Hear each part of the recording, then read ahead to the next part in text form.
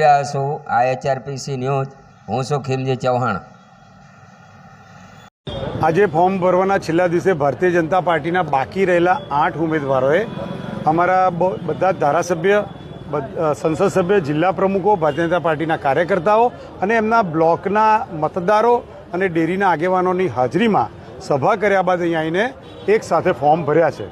પશુપાલકોના જીવનમાં પરિવર્તનનો આજે ઇતિહાસમાં નામ થાય એવો દિવસ થવા જઈ રહ્યો છે, કારણ કે પશુપાલક લોન લેવાના બદલે લોન આપતો બને એવા આશયથી આવતા 5 વર્ષમાં ડેરીના માધ્યમથી પશુપાલકનું જીવન ખૂબ જ સુરક્ષિત અને સરળ બને એ દિશામાં પ્રયાસો કરવા માટે ભારતીય જનતા પાર્ટીની પેનલ એક મત એકજૂટ શિસ્ત સાથે અમૂલનું નામ વિશ્વમાં હજુ વધુ સારું થાય તે રીતે શાસન કરવા જઈ રહી છે।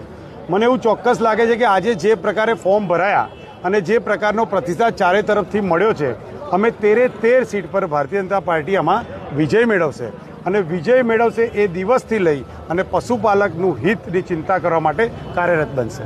ભારતીય જનતા પાર્ટી એ ખૂબ મોટો પક્ષ છે, ત્યાં એક વ્યક્તિ એક હોદ્દાનો હંમેશા અમારો સંકલ્પ રહ્યો છે।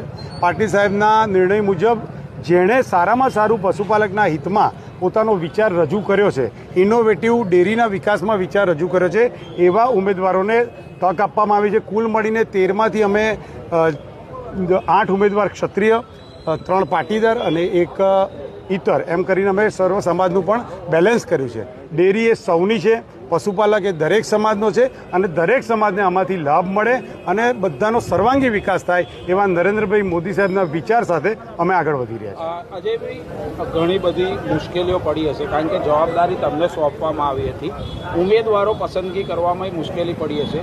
કેટલા દિવસથી આ મથામણ ચાલતી હતી ઉમેદવારો પસંદગીની? અમારે ત્યાં મત અનેક અને નિર્ણય એક ભારતીય જનતા પાર્ટીનો સિદ્ધાંત છે। ધારાસભ્ય, સંસદ સભ્ય અને પાર્ટીના જવાબદાર લોકોનો મત અનેક હોઈ શકે, પણ જ્યારે અમે એક ટેબલ પર બેસીએ ત્યારે પાર્ટી અને પશુપાલકના હિતને ધ્યાને રાખી અને અમે નિર્ણય કર્યો અને કોઈ તકલીફ વગર અમારા સારામાં સારા ઉમેદવારોનું અમે ચયન કરી શક્યા।